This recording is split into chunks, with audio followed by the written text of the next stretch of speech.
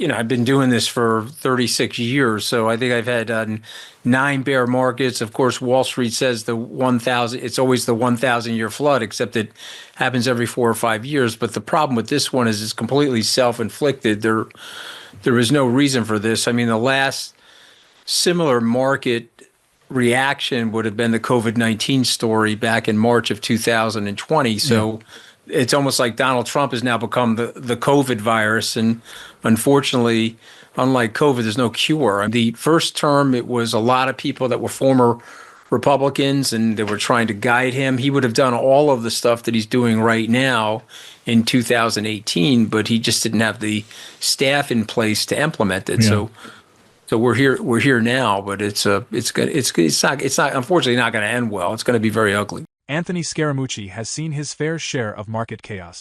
With 36 years in finance and 9 bear markets under his belt, he jokes about Wall Street's favorite line, calling every downturn a once-in-a-century event, even though they seem to show up every 4 or 5 years. But this time, there's no pandemic or global shock to blame. According to Scaramucci, this meltdown is rooted in pure political dysfunction, and he doesn't hold back, pointing straight at Trump as a major destabilizing force. During Trump's first term, old-school Republicans managed to keep some guardrails in place, but now, with a more loyal and less restrained circle around him, market-shaking policies are rolling out unchecked. Scaramucci notes the irony. Trump could have taken these same actions back in 2018, but institutional resistance was stronger then. Today, that resistance is gone, and as every investor knows, markets hate uncertainty. Unfortunately, this kind of political drama isn't fading anytime soon. And the fallout isn't limited to stock prices. When Washington descends into chaos, the ripple effects stretch from rising borrowing costs and shaken consumer confidence to global doubts about the strength of the U.S. economy. Scaramucci's advice? Buckle up for a rough ride. History shows self-inflicted wounds take much longer to heal, and for investors, this isn't about buying the dip.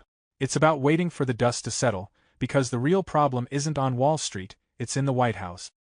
Before we continue with the rest of the video, do check out daily 5-minute crypto newsletter with all the latest crypto and Bitcoin news. It's a fantastic analysis of on-chain crypto data and breakdowns, and the best part is it's absolutely free. They'll cover expert predictions, breakdowns of on-chain crypto data, and any breaking news you need to know, all in a nutshell. Click the first link in the description and enter your email to join over 50,000 others in becoming a better crypto investor right now. I don't think anybody should be surprised. I mean, this is the reason why I was offering out warnings prior to November the 5th. I said that he would do exactly this, and this would have catastrophic consequences for the markets. It would have catastrophic consequences for the global economy. I mean, if you and I got in a room and said, okay, here's what we need to do. Let's see if we can dismantle the world's trading system, weaken the United States, and let's see if we can disenfranchise ourselves from our European allies and other nations where we had strong, reliant partnerships in.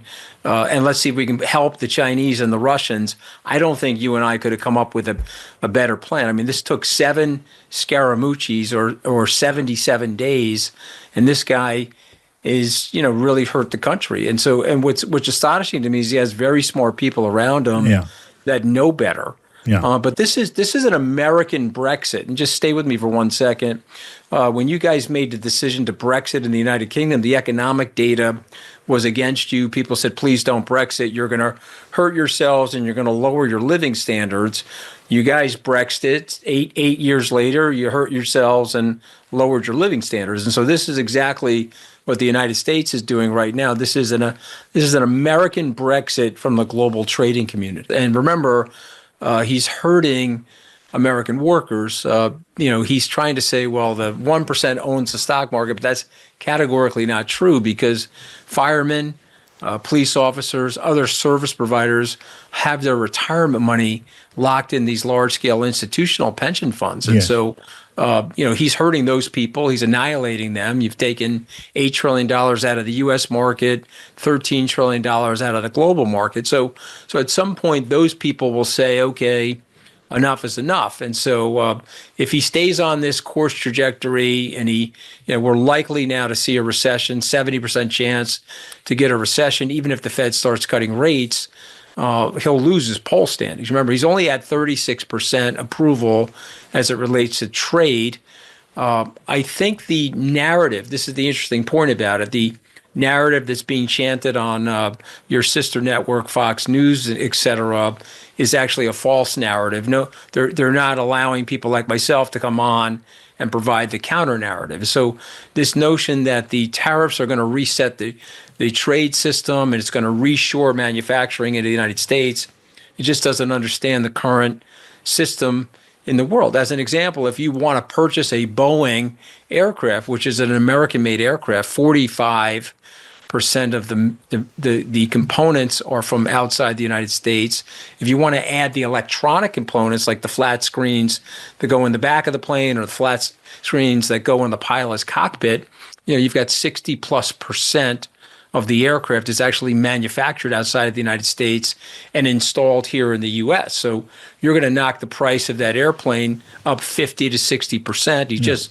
He's calling for an additional 50% tariff on April 9th on the Chinese. So that's an 84% tariff. China is the Saudi Arabia of manufacturing. So whether you like that or not, that's where we are. He could have achieved his goals doing something more moderate. And he probably could have touched off an economic boom, but now he's going to cause a global recession. Let me posit it this way, and I'll ask you to consider it this way. The United States, in the 50-year period of time, alongside of the EU, Asian nations, let's call it the free world, set up a trading system. It's a system that has been tinkered with over the 80-year period of time. Yeah. Some adjustments would need to be made. If you want to make the system fairer to the Americans, we originally set it up so that it would be uneven for the Americans. We wanted rising living standards around the world, and so we allowed goods and services to flow into the U.S. relatively unfettered. We accepted tariffs from other countries. If you're now saying, well, we want reciprocal tariffs and it needs to be fair trade as opposed to the trading system that we set up, okay, but let's do that surgically, and let's do that with moderation, and let's do that with appropriate guidance so you don't shake $8 trillion out of the stock market. So again, but look, he's about attention. And so I think your viewers and listeners should pay attention to what I'm about to say. He just wants you talking about him. He's absolutely thrilled that he has Wall Street upset and he's got the banking community upset. And you and I are sitting here on this radio show talking about him because that's like the number one thing he wants. If he wanted to solve a problem, he certainly would not handle it this way with this level of hostility, the bellicosity of rhetoric, so the lack of diplomacy. Wall Street veterans are growing increasingly uneasy as political decisions send shockwaves through global market. What was once dismissed as empty campaign rhetoric is now becoming real-world policy, and the financial toll is hard to ignore. Trillions in market value have vanished, retirement accounts are shrinking, and economic indicators are flashing red. Unlike past crises triggered by external shocks like pandemics, today's turbulence is largely self-inflicted, fueled by policy missteps rather than unavoidable global events. Much like the fallout from Brexit, political ideologies are colliding head-on with economic realities, dragging down living standards and stunting growth. The impact extends beyond just Wall Street, it's hitting everyday people too, from retirement savers and small business owners to workers in export-dependent industries. While Anthony Scaramucci warns about the immediate risks political dysfunction poses to markets, legendary investor Ray Dalio sees an even bigger picture unfolding. Dalio, founder of Bridgewater Associates and known for predicting every major financial crisis since 1971, believes we're not just dealing with typical market swings. He argues the world is approaching a historic inflection point, one that could reshape global capitalism as we know it. Let's take a closer look at why Dalio thinks this moment is so critical and what it could mean for the future of the economy. Here are some key clips from Ray Dalio's latest insight. I think that we don't understand how the cycle goes because it comes along about once a lifetime. But there are orders, there are systems, and the systems break down for certain reasons, and it creates cycles. For example, there's a monetary system, and then there's a debt cycle. And so as a result, we now have, one man's debts, another man's assets. And when you build these up, and you get to a point where you can't sustain that, you have a debt issue. We have a debt issue. We can get into that. But there's a monetary cycle. There's a internal political order cycle. that takes us from one political order to another political order, in which there's then classically great turbulence between the left and the right.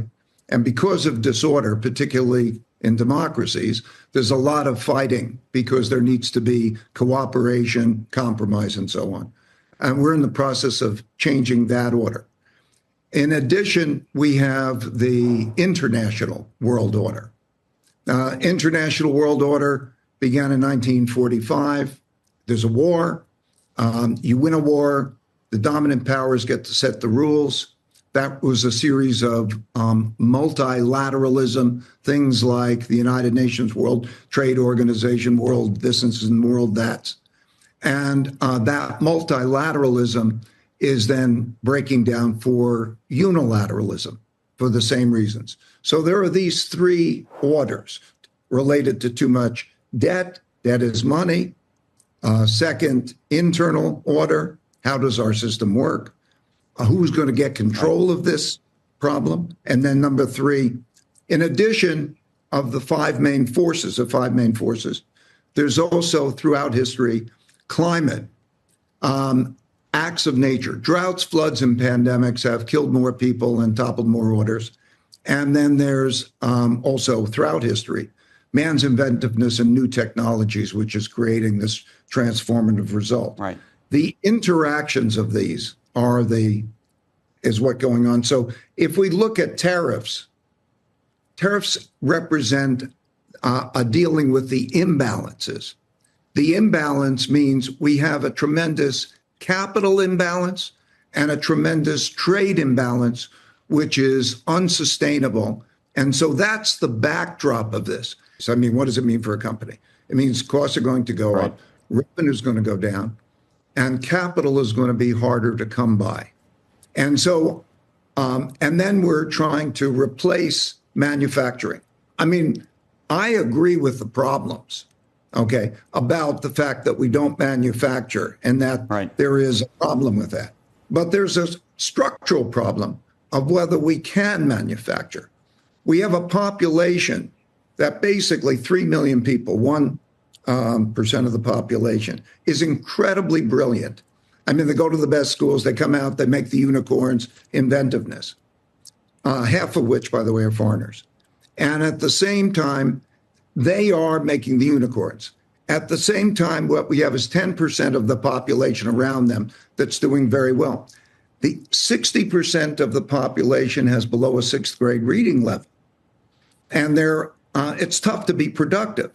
So when we agree with the problem, too much debt, Secretary Bessent and others agree we should get it down to 3%. We have to get the budget deficits down to 3% of GDP. This is not, we all agree on the problem. The question is, what do we do about it? How do you create that self-sufficiency? And so from a practical point of view, that manufacturing is very difficult under this set of circumstances to create within the United States. Yet it's needed. I agree with the problem, okay? I am very concerned about the solution, okay? The practicality of the solution. In other words, I think that this is going to create not only the problem, the capital markets problem that I'm talking about related to prices going up, costs going up, prices, revenue going down, and capital problem. But I also think that this is going to create great sand in the gears of production worldwide. At the same time, I do agree that this interdependency, this issue of productivity in the world in which we have to be competitive and productive, and we're not competitive in producing things, is a longer-term problem, not an easy one. And I do expect that it is going to have political consequences. This is the nature of the cycle. It is coming also at the same time as we have a budget issue. Now, the budget issue is a comparably important issue. So as we look ahead in the months ahead, we have to get the budget deficit down to 3% of GDP. I worry about that at the same time as this is happening. These are not easy problems to solve. I'm concerned because the bigger problems exist. The debt exists. You can't get around the debt. The overspending exists. You still have that. You still have that competitiveness issue. These have repeated throughout history. We're in a period that's very much like the 1930s. There's an unsettling storm brewing beneath today's markets and politics, a convergence of economic and political forces that seasoned experts recognize as especially dangerous. This isn't just another business cycle downturn. It's the early signs of a fundamental reset in how the global economy functions. Soaring debt levels have created a financial house of cards, where a single failure could spark a domino effect of collapses. Meanwhile, political divisions are deepening, not just between parties, but within entire systems of governance, making real solutions to mounting economic challenges harder than ever to achieve. On a global scale, the post-World War II economic order, the foundation of decades of trade and relative stability, is cracking under pressure. Tariff wars, protectionist policies, and rising nationalism are more than isolated shifts. They signal a deep rethink of globalization itself. What makes this moment even more fragile is how everything feeds into a vicious cycle. Political dysfunction stalls economic reform, rising debt weakens nations' positions on the world stage, and global instability circles back to fuel more domestic unrest. Add to this a growing workforce mismatch, where the skills needed for modern economies don't align with what's available, and the barriers to real transformation look steeper than ever. The historical parallels aren't comforting. When debt crises, political upheaval, and global power shifts collide, the result is often a period remembered for deep instability and hard reset. While the future remains uncertain, one thing is clear. The economic strategies that worked for past generations won't cut it this time. Veteran investors and billionaires aren't raising alarms for no reason. It's a sign that the world is heading into uncharted waters. So the question is, if you had the ear of policymakers, what single move would you suggest to stabilize the economy? Drop your thoughts in the comments, the debate starts now. For more Daily Dose Crypto news, check out these two awesome videos on your screen. Click now and we will see you on the next video.